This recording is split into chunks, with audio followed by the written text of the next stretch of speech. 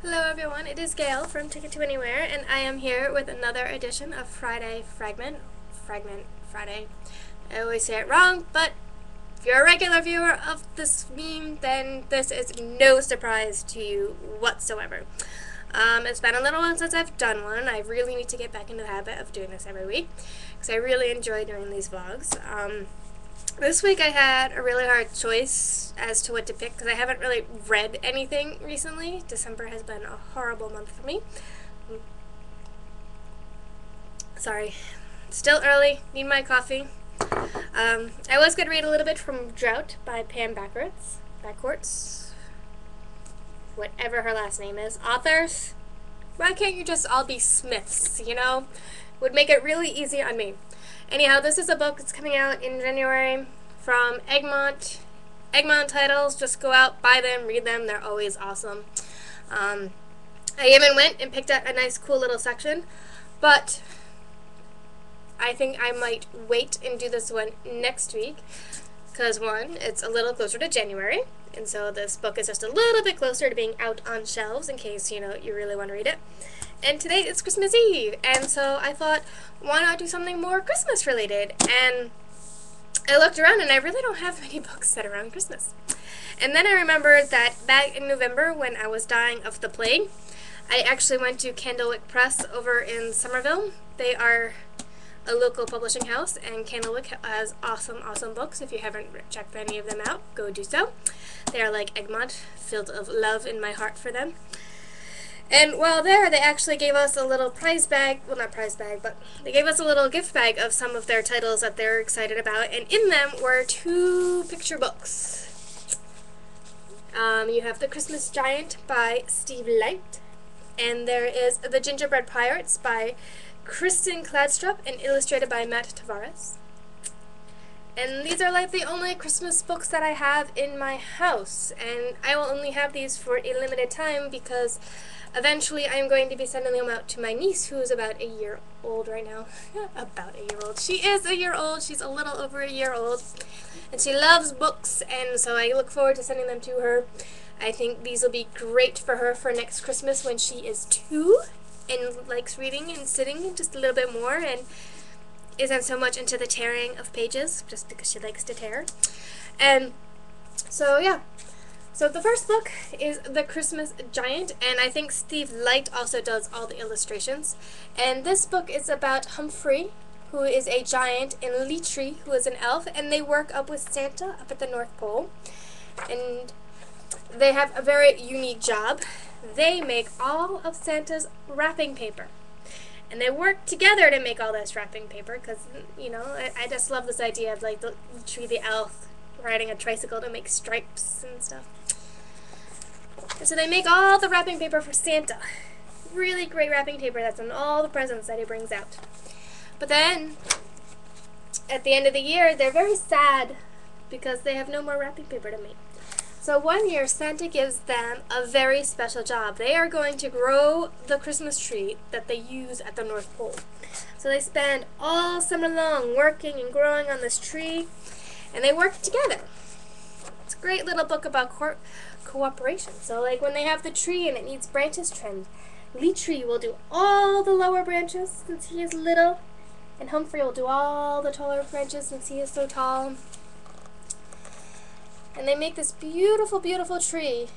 But then, on the way to bring it back to Santa, the tree gets lost because they take a nap. And so Leetri and Humphrey are very, very sad because they think they're going to disappoint Santa. They look all over. And there's even a great appearance by a narwhal. You don't really see that in books at all, so this gets props for the narwhal. They look high and low, and then no other tree is good enough because the first tree they had was just absolutely perfect.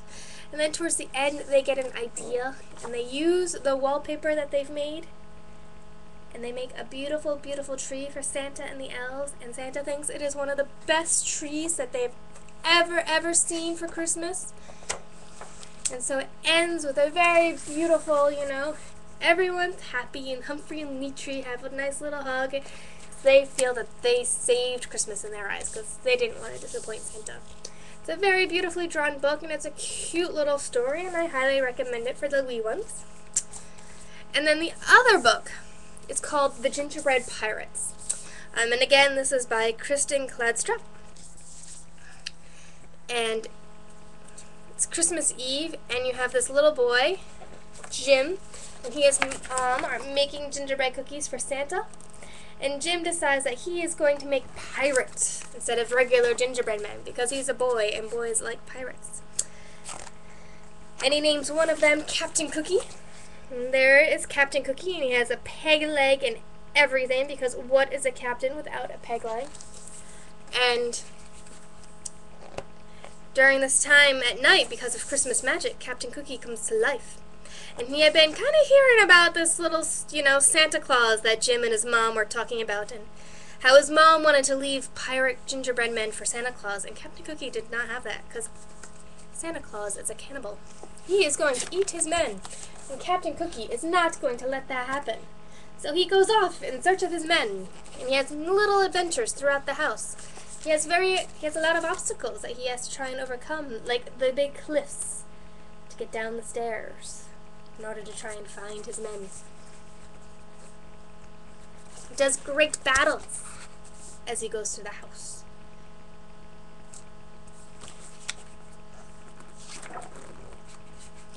And he searches and he searches, and he finds his men.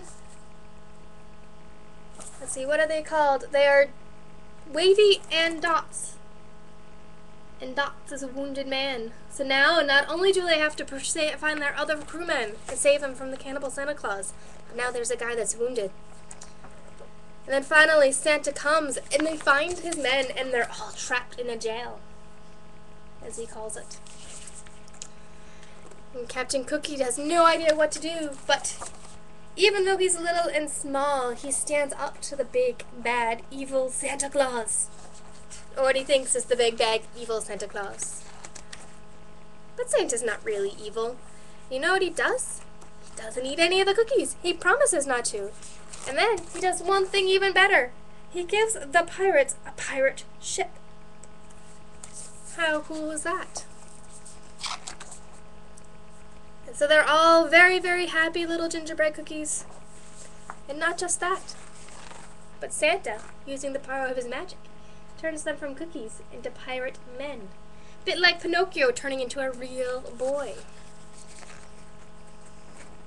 And at the end, Jim's mother thinks that Santa ate the cookies and was very happy. And Jim plays with his favorite toy of all, a pirate ship. What little boy does not love pirate ships?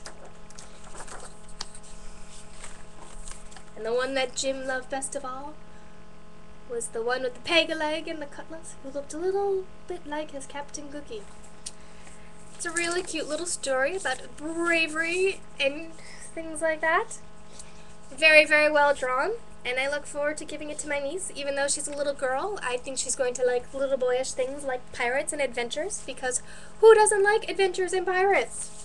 And so that's my vlog this week, and yeah.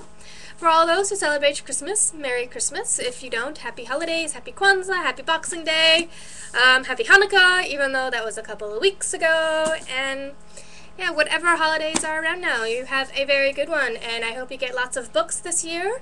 And I will see you again next week on New Year's Eve. Crap, where is this year going? Anyway, yeah, thanks for watching, and yeah, see you next week.